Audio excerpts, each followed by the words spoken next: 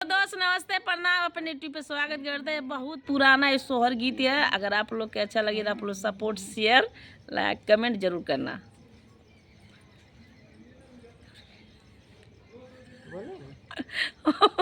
आँखिए नीचे भर चल जाता है। गाओ की मैं जड़ेली आटरिया दहन कुक मांगेली हो, सीता झजकी के चढ़ेली आटरिया मांगन एक मांगेली हो, सीता मांगेली मांगन एक मांगे जो विधि जाने लियो, सीता महिला मांगन मांगेली जो विधि जाने लियो,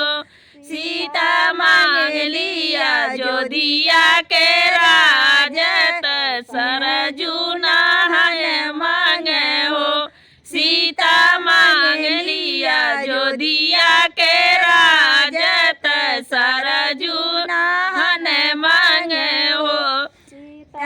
हरा मांगन जब मांगली जो विधि जाने लियो, सीता दूसरा मांगन जब मांगली जो विधि जाने लियो, सीता मांग लियो सिलाई सन सासु दसुर राजा दशरथ हो, सीता मांग लिया सिलाई सन सासु ससुर राजा दशरथ हो, सीता जवानी के चढ़ेली आटरिया मांगन कुक मांगेलियो, सीता झजकी के चढ़ेली आटरिया मांगन एक मांगेलियो, सीता तीसरा मांगन जब मांगेली जो विधि जाने लियो, सीता तीसरा मांगन जब मांगेली जो विधि जाने लियो, सीता मांगेली राम ऐसा पुरुष छुमन ऐसन दे मन हो, सीता मांगेली राम ऐसन पुरुष लक्ष्मण ऐसन देवर हो, सीता मांगेली राम ऐसन पुरुष सीता लक्ष्मण ऐसन देवर हो, सीता झजकी के चढ़ेली आटरिया मांगन एक मांगेलियो, सीता झजकी के चढ़ेली आटरिया मांगन एक मांगेलियो, सीता मांगेली चौथा मांगनिया जो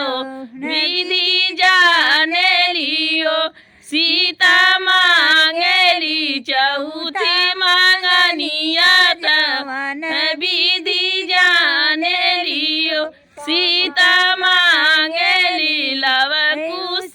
सीता मांगेली